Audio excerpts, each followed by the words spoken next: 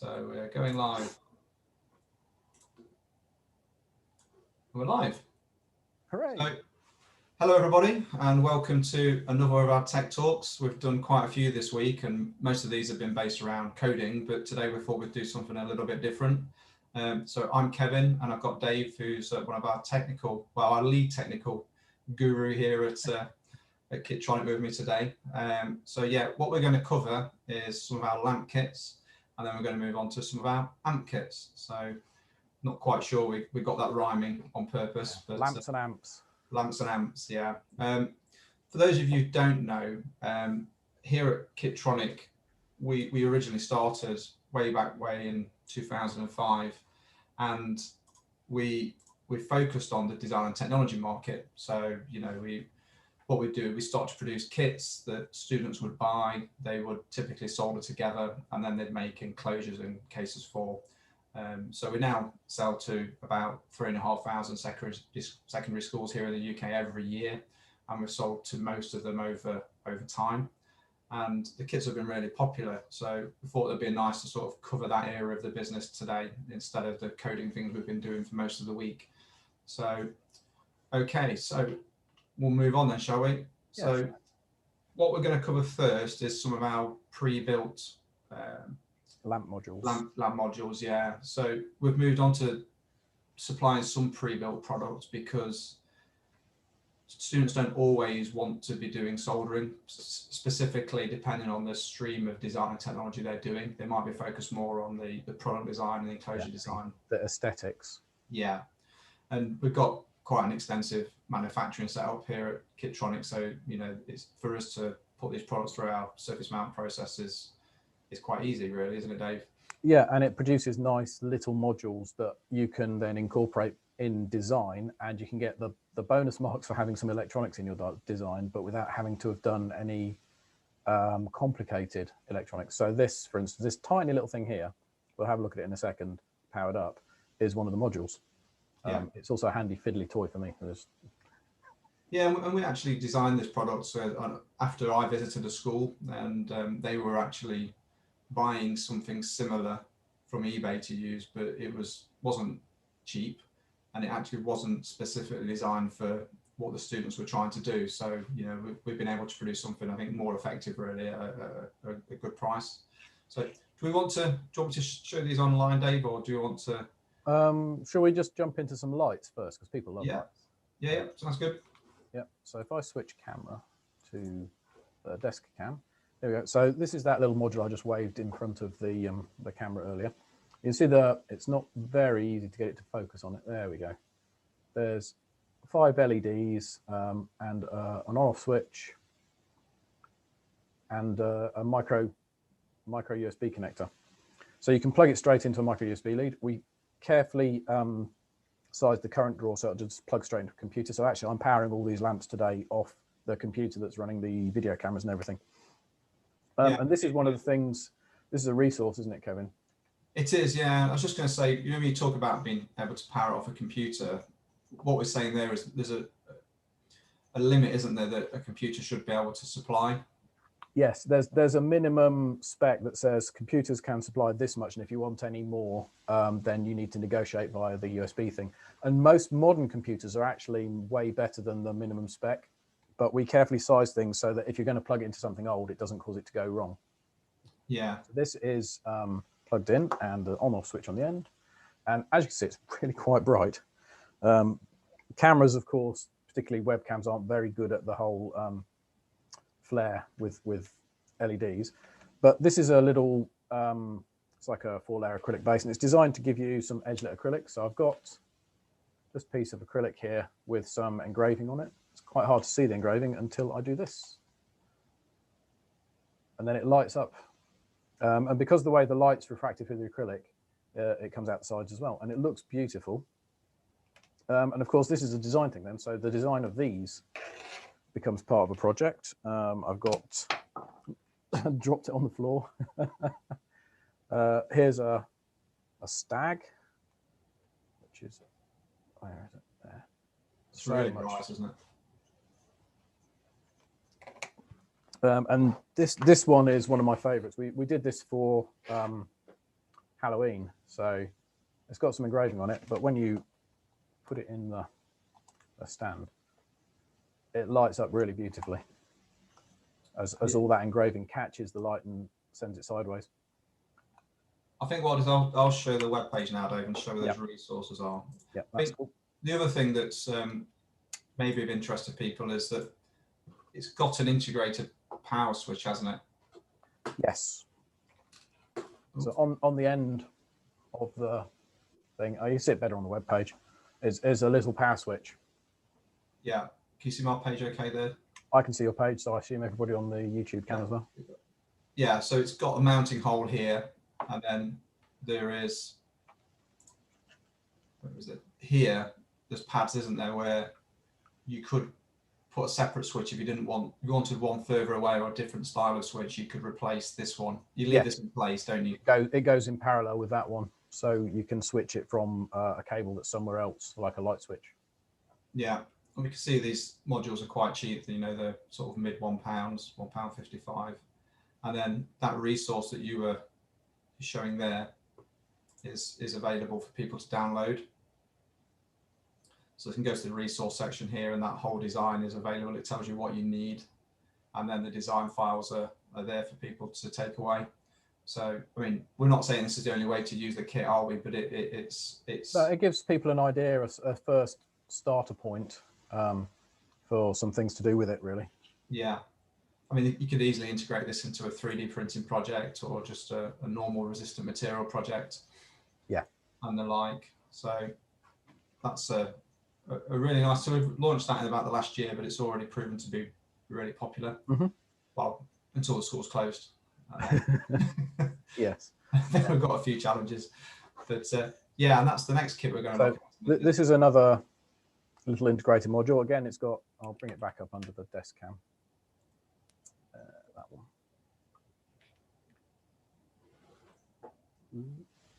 So again, it's got 3 little LEDs.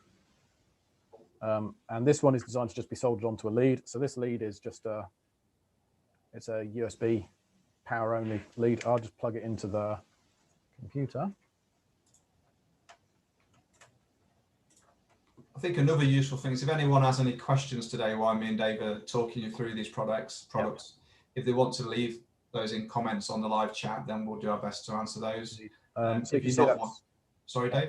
Nothing, sorry. I was going to say, if you're not watching it live, then you could just comment anyway, and we'll be able to follow up with comments on the YouTube page later on. Yeah, so you can see this is quite a bright light here. I'm just doing it that way around. But we do also sell for resistant materials type projects. Let me grab them. These, move that out of the way slightly. These are polypropylene, and it's a thin sheet. The camera's having a really hard time focusing. Yeah. But they come in various colors and also in clear. We'll have a quick look at the clear one in a minute. Yeah. And that's very flexible, isn't it, polypropylene? It's super bendy. Yeah, and the good thing with that product is that, you know, students could cut that with scissors, couldn't they, or a sharp knife, or a laser cutter even. Here are some I prepared earlier. Okay. Yeah, it's simple as a simple thing, and it makes a really nice diffuser for the light. This is not really, maybe the blue or the green might be better. I don't think it does it justice on there, really, does it? The camera is having a hard time with it. It's like stained glass, isn't it? That kind of effect. Indeed. Yeah. And so with that sort of stained glass set of words in mind, we made this little. It's just a laser cut acrylic with some of the polypropylene stuck in the back and one of those little light modules stuck in it. So this light module, Dave, it runs off 5 volts, doesn't it? Runs off 5 volts. I think it will run down to about 3.5, maybe 3 volts, something like that. We designed it initially for 5 volt for just plug on a USB, because loads of USB power supplies around now, especially as most phones come with them as their phone charger, and people have multiple chargers but only need to charge one phone at once. There's quite a lot of them available. So this is like a nice little night light type. Sit in the corner of your room. Maybe if I switch to the other camera. You can see the polypropylene on that much better, I think. Yeah, yeah. It's so just a little. Just sit there and be colourful and beautiful. But you could also power it from batteries if you wanted to, couldn't you? It's quite energy efficient, that product. Yes, yes. It's a very low current. Hence, it can run off a USB port without any issues. Yeah. So we do things like 3 AA batteries with a switch holder. Yep, that would be ideal for it. So that's going to give you about 5 volts, and you just solder that on then, wouldn't you, to the 2 pads? Yes. So yes. the way that kit's supplied is all the surface mount parts are soldered onto it, but unlike the strip, that's just got pads, hasn't it, that you would connect. Yes. I'll switch back to this camera. See if we can get the camera to decide to focus on. Yeah. Yeah. Just here between these two LEDs, you can probably see the shininess of the silver of the solder, where the wires just come into 2 pads to solder them. And although this is quite a small thing, we were careful to size the pads as big as we could for making it easier to solder for people. Yeah. So there's a little bit more to do to use it out of the box, but not a lot really. You know, it's an extremely easy product. Yeah. Indeed.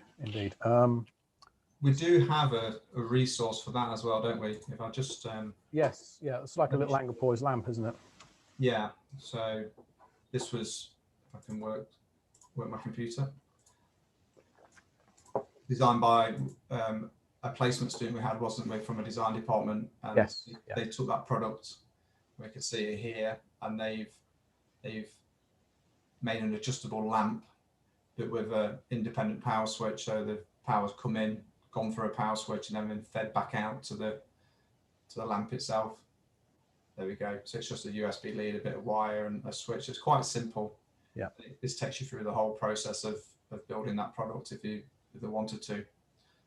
So this might be a nice way of maybe showing the product off to a student that's an idea before they go away and start thinking about their own ideas. Yeah, and this link is available from the product page. So if you went to the actual product page, I think I've been on before. Yeah, so there's the module itself. See, these are only about £1, and there's the pads that you would solder to. Yes, that's a much better pitch than I managed with the camera. Yeah, and the resources are available in here. And this will show us the go. So you can run it for between, well, it's rated at 5 volts, but it will run down lower. I think, like you're saying, they're about 3 volts, aren't they? So they'll run. Yeah, run up a pair of AAs, but not until they're really flat. Yeah. 3 is fine. 3 is a good number, actually. And this is where we're talking about it being below the 100 milliamps, which is typically the maximum a PC would. A PC can supply more than this, but that's the minimum standard. Any complexity. Yeah.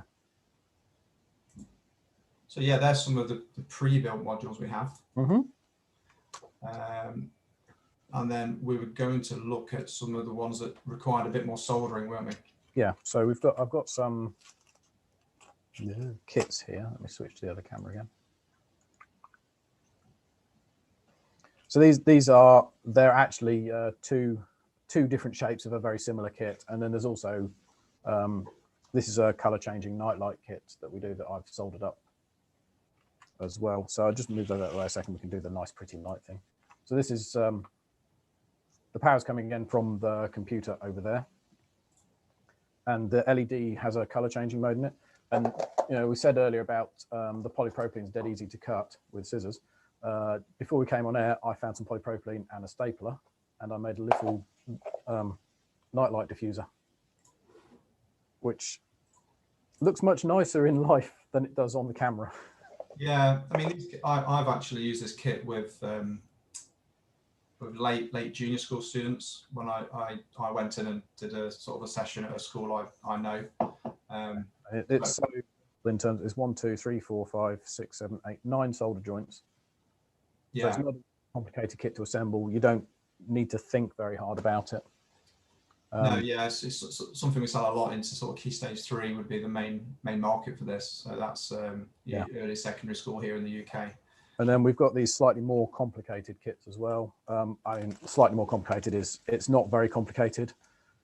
It's just there are more components in it. So I'll just unbag this one.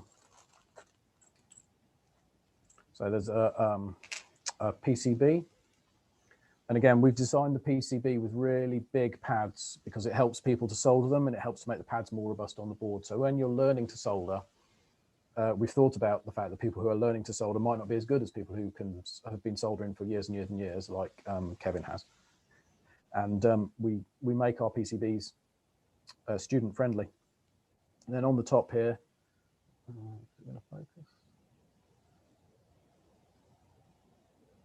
no, I'll show you the instructions in a second because we do really good resources for these, but it's got words on the top here to help you build it.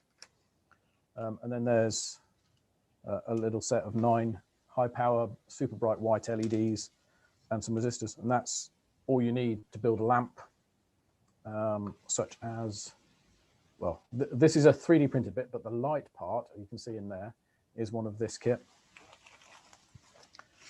So I'll just move those over there. And this is a very bright light, but it makes a nice on-the-shelf light. Again, I'll switch to the other camera.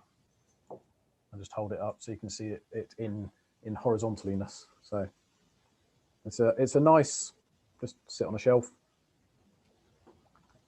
And these. I've got that. Shall I just show that resource, Dave? Yeah, have you got 3D printing resource? Yeah. So if you are in a school with 3D printers, this is something that you could do. So here's the design.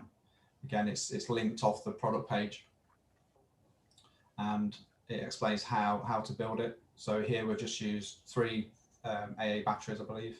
Yes. But we've added an additional separate power switch to the kit. So it's the kit plus these extra 2 parts. Mm-hmm. And then it takes you through all the steps required to print off this design and then to assemble it. So it's quite nice. There's actually 2 designs here. One's for a slightly different product. Yes, I've got one of those hanging around somewhere. Here we are. This is a hanging it up kind of a light bulb shaped lamp.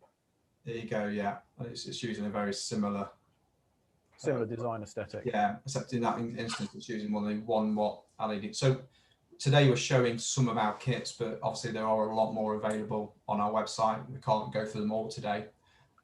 No. Yeah, that hanging one is based around a slightly different product. So let me stop that. Yeah. And then if I share let me just share these instructions. So we can just show you through the instructions of one of these things. So this is the square light. There's also a round version of this. This is it's a comprehensive teaching pack. It covers a suggested scheme of work, and then there's quizzes, and there's how would you do the design, and there's a design brief for the students, so they can make it like a real world project, for want of a better phrase. We've got a light. People want you to design a nice light to go with it. And then there's some sheets for teachers to help them out. There's a bit of information about how to solder. There's some electronics learning in here because this is an electronics kit. It's ideal place for it. So we've got things like how do you identify resistors and what are the colors? Then there's the quiz. There's a little bit about LEDs because of course this is an LED lamp and how they work and what you can use them for. And then somewhere all the way after all these resources are the actual how to put it together instructions. And we've made these as clear and simple to follow as possible. So things like there are 3 resistors, put them in the holes marked resistor on the PCB. So if I scroll to the top where the first page is, you can see the PCB's got markings on it and colors for wires. And this whole set of resources is available free on our website. It's there. People can just download them, print them out how you want. There's some fault finding in case when you've assembled it, it doesn't work. A little bit of extra instructions for the on-off switch, which is what's in that 3D printed lamp. There's that side, but there's the on-off switch there. There's instructions for how to do that. And then there's a bit of information about how to design your enclosure. So the critical dimensions of the PCB. And this is the same in all of our kits, as we provide all the information that you'd need to be able to teach it. And then we also provide some information about how it works so you can do the electronics learning. And overall, the the resources are a big part of why our products are so popular, I think. Yeah, yeah. Let's just stop the share. So that's using 9 LEDs, isn't it, that kit? That's why Yes. it's so bright. And, Yeah, and they're a funny LED, aren't they? They call them superflux LEDs, but they're kind of brighter than you would expect for the physical size. Racing, yeah. You'll see those kind of LEDs a lot in, you know, you get those camping torches and things that are, you know, that kind of style. Or in IKEA lights. Or in, yeah, yeah. So that's the round version, isn't it, of the same? Yeah. So in here is the round version, and that's sized deliberately to be the same size as an MR16 light unit. So you can use it in standard housings if you wish to. This is a design we did out of laser cut cork with an elastic band holding it together, and it just hangs. It's a bit wonky at the moment because it's not been hanging for a while. It's been sat on the shelf, but it's a very pretty light. And cork's very sustainable, isn't it? So that's yeah. So it fits your sustainabilities. It's laser cuttable, which fits your learn tools and laser cutty things. It's very nice. And as I said, the actual PCB, we designed it such that it's the size of an MR16.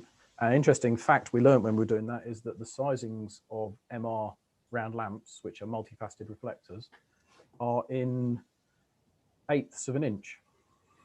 I didn't know that. So an MR16 is about 2 inches. It's 16/8. There you go.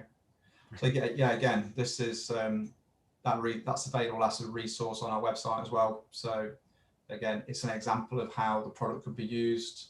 It's linked off the product page itself. It's not using very much really. It's that kit, a USB lead which we sell. These are low cost. Just sort of show you there, sort of, you know, around about 50p. And in this instance, cork material, but you know, it could be adapted for plywood or other things if you wanted to. Yeah, and all the designs there for you to download, and then we show we made it. Yeah. So if you want to use that kit and you want an example, there's one there, but equally, I'm sure people will be able to create their own designs.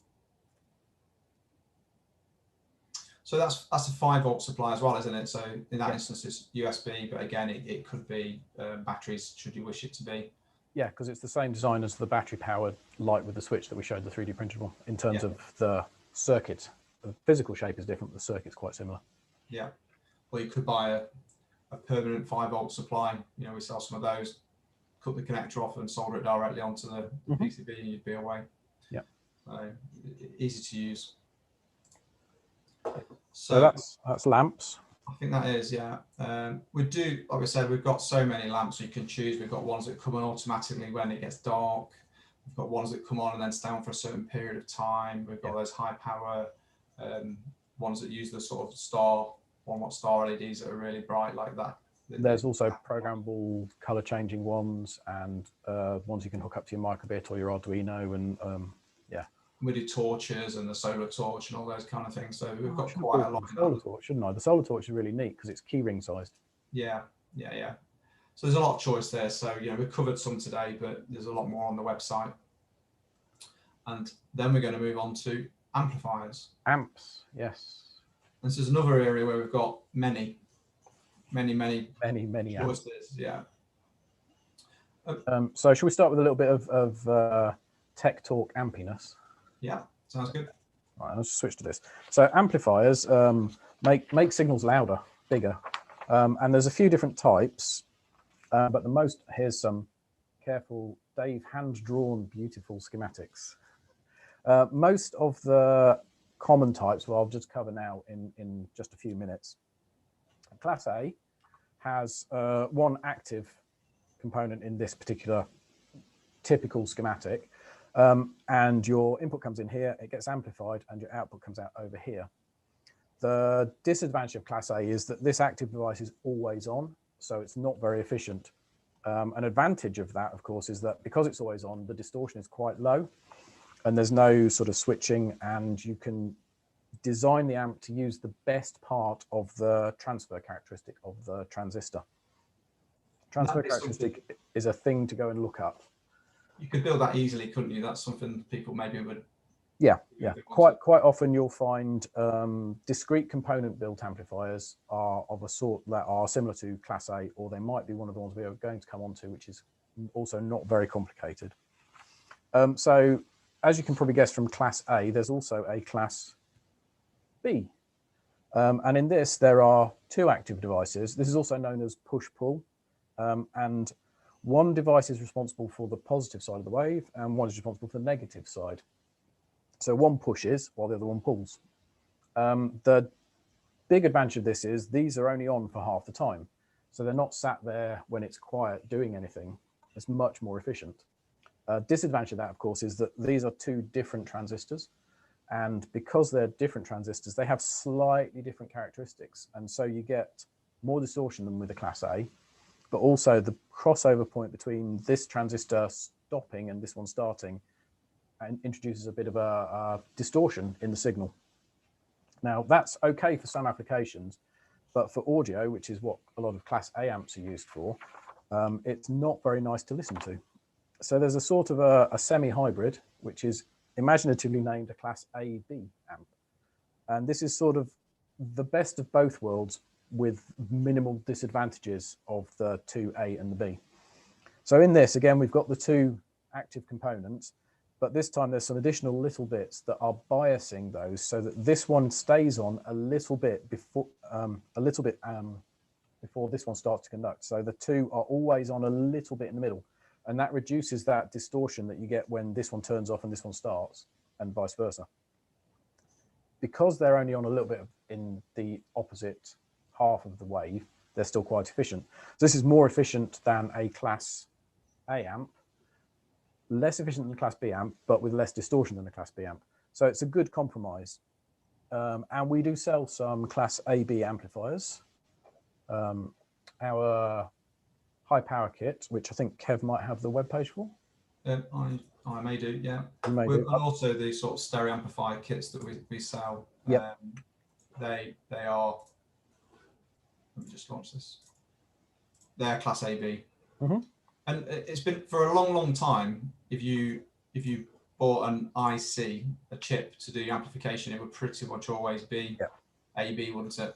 Mm-hmm. Up until the last few years. So yeah, because it was more efficient than A, but without the distortion of B. Yeah, so the chip here is actually quite large, isn't it? I've got one here.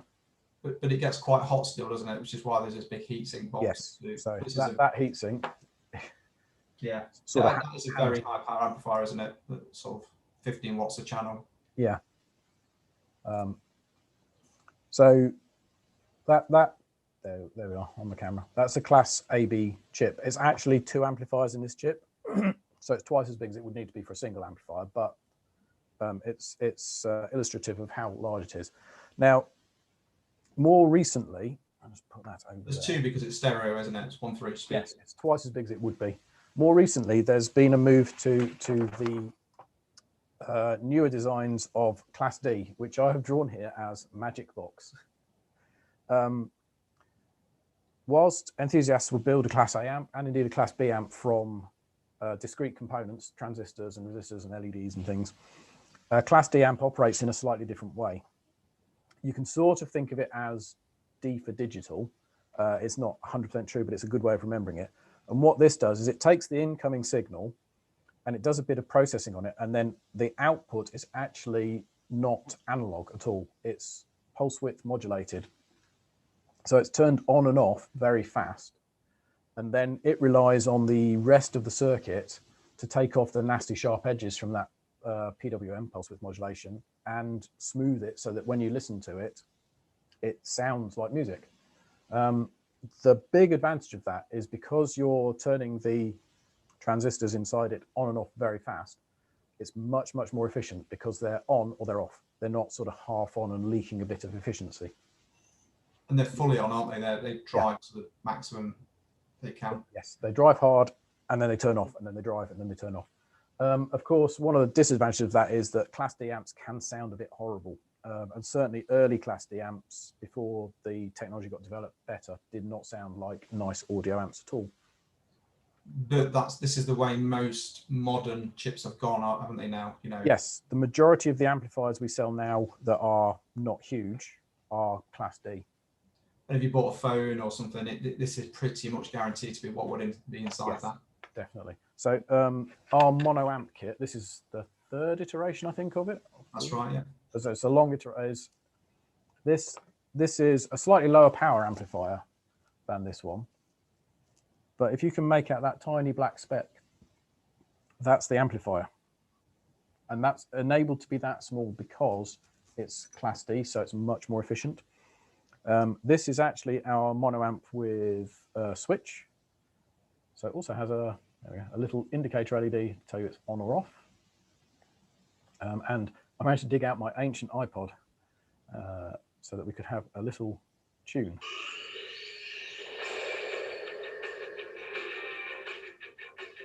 And if you don't like the tunes, you can turn them off. There you go. There you go. I think what's probably interesting to people might be that if they do remember our early kits, is that they always tended to run off, say, 9 volts, a 9-volt battery. And even those chips maybe wanted 12 volts to give you the true. If it was rated at 1 watt, you would need to put maybe 12 volts, 10 volts in to get that 1 watt output. But with these Class D amplifiers, they give you the 1 watt, don't they? But at a much lower voltage. So this is a 1 watt, but it's running off a pair of AA batteries, and it'll run off a pair of AA batteries for ages and ages, and it's quite loud. Yeah, I mean, people might not know, but the capacity of an AA alkaline like that is probably, almost up to 10 times the capacity of a PP3 battery. Yes, if you take a PP3 to pieces, which is not something I'm necessarily suggesting you do, you'll find that inside it are loads of little batteries that look like this, but they're about this big. They're really tiny, and they're stacked in there to make it 9 volts. Yeah. So you get a few benefits, don't you? The quality of the sound's very good, but it can also run off that lower voltage, which means that you can, if you power it that with those kind of batteries that you had then, it will last a long time. Yeah. Those batteries are often cheaper to purchase than a 9-volt PP3 battery would be. Yeah. No heat issues with it. So the massive heatsink that we had for the Class AB amp is not required for a Class D amp, and probably for a Class D amp of the same power as this, you wouldn't need a heatsink. No, and the other thing is you could, if you choose to run it off something like a USB supply, plugged into a wall block if you wanted to. Mm-hmm. So there's quite a lot of advantages really. Whereas on an older amp, you would need that extra voltage to get the extra gain without distortion. Yeah. So yeah, over time as we've done new designs, they've tended to move towards these more modern Class D amplifiers that you've seen. And we'll show the Bluetooth amplifier in a little while, but that also uses a Class D amplifier, doesn't it? And we do. I can show that now if you want. I've got it ready. Yeah, sure. We also do a higher wattage output one.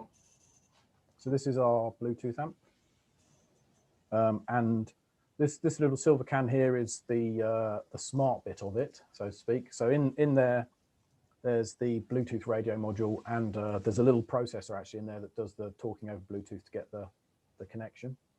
But this chip here, this tiny chip again, size of a thumb pretty much, is the amplifier. And this is it 3 watts a channel? I think it is, yeah. And in this instance, it's also stereo, isn't it? So yes, so there's two 3-watt amplifiers in that tiny package. And you compare it to the gigantic, super thick. Yeah, you can see how thin it is comparatively. So on that kit, there's a few extra parts, isn't it? You'd be putting down. Yeah. So there's a switch to go in here. You connect your speakers up. You can connect a LiPo battery, so it's got a LiPo battery charging circuit in it, and you can power it from a micro USB port. So the micro USB port will power it and also charge a battery. And we have these in our office as the office speakers because they're so convenient for us to use.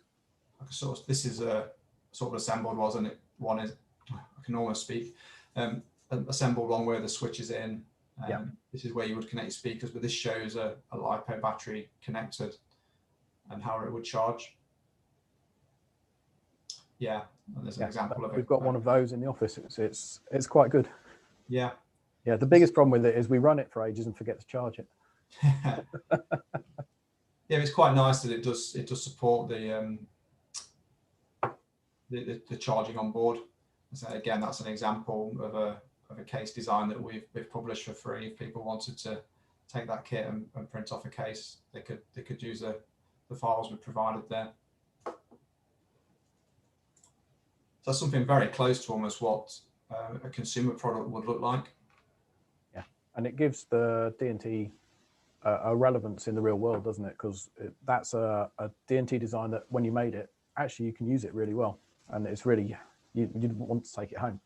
Yeah, and that's sort of a semi-cross, isn't it, between a fully built kit. Obviously, being Bluetooth, it's much more complicated than a normal amplifier kit we sell would be. Yes, yeah.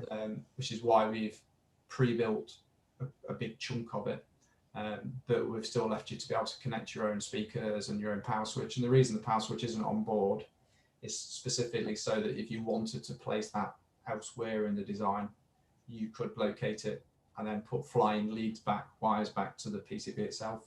Yes, we have a vintage radio in the office actually, which has it's been converted to Bluetooth by using one of these. Yeah, that was sort of given to us by a man who actually bought our amplifiers, and he bought old vintage amplifiers and converted them and then sold them on. Yeah, as a business. Yeah. So that's quite an interesting kit. Yeah. So we've covered so that mono amplifier, we do the version, don't we, that also doesn't have the power switch and the LED on board. Yes, yeah. That would be our cheapest amplifier, and is actually the one we sell the most of. I think, in schools budgets can be tight, and that is one of the lowest cost options. But it doesn't mean because it hasn't got the LED or the switch on it that you can't add those separately if you want to. No, the teaching notes for that actually have instructions about how to add the switch. Yeah, and the power LED should you wish to as well. So you could add these things on. But for a lot of people, if they do want those features, it's quite nice that they're integrated into the opposite version. If people don't want to go and design cases, we do have things like cardboard cases that fold together. We sell those. They come as a sort of a net. There's one Dave's used earlier. I call the Minecraft sword. Yeah, and that our mono amplifier would just drop straight into there, and there's a little compartment for the batteries. Yeah. And have we got any examples of any sort of cases for these products? Yes. You've got, I went and raided our meeting room and found a couple of. So this is a simple laser cut case for the. Let's switch the other camera. So this is a simple laser cut case for our mono amp, and again, this is not the one with the switch, but we've added an on-off switch here, and it's got a little. So the door, a little door, so you can get in to change the batteries. The battery cage is actually missing because I stole this off our shelf, and it's not a working version. It's an example of how the design for this is on our resources probably somewhere. And then there's also, if you want to 3D print one, this is quite a nice little 3D print one. It was done in a sort of wood texture 3D print with the little jack lead there. Yeah. And this is a more complicated laser cut. So it's using like a whole load of laser cutting on the lines of a piece of perspex. So this is one piece of perspex all the way around the outside here. The join is just there, and it flexes and it's cut into some slots around the outside. And that's actually really smart looking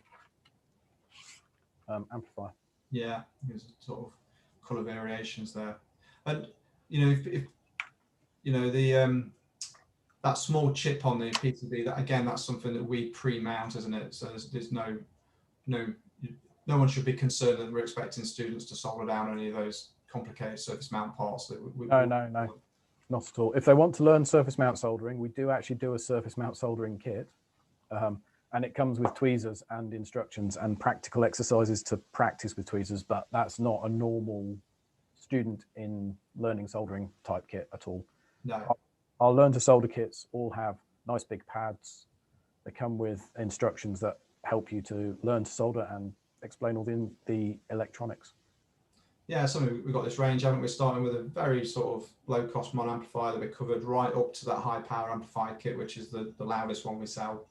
And a whole load of different speakers as well. We sell quite a lot of speakers that are slightly different. Yeah. So, I mean, the mono amplifier we sell, does come with a low-cost speaker because we're trying to produce a low-cost kit. Yeah. But you could upgrade that, and the sound quality would improve if you replace that with a better speaker. And we do stock a variety of those. The reason we've used that paper cone speaker is we're trying to keep the overall cost down for people.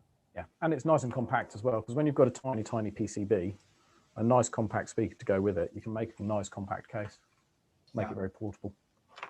Yeah, it's been over the years, it's been, and continues to be one of our best-selling products. Really, it's a very, very popular product. Yeah, but we do a huge range online. We do one that's like the mono amplifier, but it's a stereo version, so it's, you know, a little bit more money because it's stereo amplifier, got 2 channels, 2 speakers, and then we do ones with like that, but with integrated volume control and power supply inputs and things like that you can choose. So there's more than we've covered here today.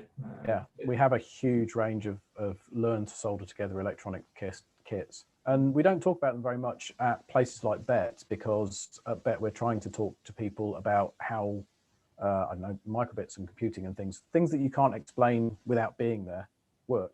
And the kits, they normally get a bit of a back seat, which is kind of sad.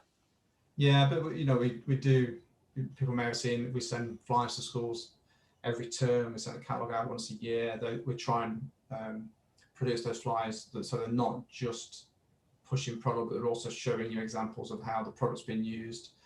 We also have a gallery on the website, so if people want to see what other schools or students maybe have made with the products, if people send us their pictures and we publish those on the gallery page, and they're all linked off the product. So yeah, if anyone is making things and they want us to show them off, they can email us their pictures and we'll put them on there. Yeah, and that can be. We're always interested to see what people do with our stuff. Sometimes it sparks ideas for new products. Yeah. So yeah, that's sort of a whistle-stop tour of I can almost speak of a lot of our products. Yeah, and I think with most of them, particularly the Class D ones, the more modern ones, they work really well with batteries because they'll last a long time, but they're also very suitable for using from 5 volts. So one thing we do sell is a little breakout board that has a micro USB connector in one end, and it just provides power pads on the other side. So you could easily then take a micro USB power supply, which you probably, like you said earlier, comes phone chargers, thousands of phone chargers. Yeah, and you could use that then just to jump the power off and provide it to the product instead of what would be the batteries. So there's lots of choices there, really. And obviously, some of the AB style products, they need higher voltage than 5 volts. So you maybe use a 12-volt plug-in supply or something if you wanted to use a plug-in supply as opposed to batteries. Yeah, and I think, like we said earlier, we've had a lot of materials, haven't we, particularly around the introduction of probably more the lamps. So that diffused polypropylene that's available in colours, that's something we were asked for by people making things like lampshades. Yeah. We've got a lot of perspexes and acrylics that are semi-see-through that light up really nicely with lighting products. So they're all available on our website as well. Is there anything else you'd like to cover off? No, I think that covers lamps and amps in the basics. Hopefully the little quick whistle-stop tour of various amp classes is useful to people. And if you've got any comments, leave them below, and questions, we'll answer them. I assume there are no live questions at the moment. No, I don't think so today. It's, no. I mean, these aren't new products, are they? You know, these have been around for a while, so people are probably already aware of them. The newer things are like that solar torch. That's a new product in the last year, and that strip of LEDs that you showed off first is a new product, but it's so easy to use. You know, I'm sure people are fine with that. Cool. Okay. Yes. Well, thanks for your time today, Dave. That's all right. That concludes this week's worth of Tech Talks. We've done one a day. The not at BET tech. Yeah, but I'm sure it's something in the future that we'll continue to do. So if people are looking for videos or information on different products or how to use those products, or even things like electronic principles or coding, then do let us know. You know, comment on the YouTube channel, and we'll do our best to maybe do a video around those subjects. Yes. Okay. All right, guys. Well, have a good day, and Thank we'll you. see you soon. Bye.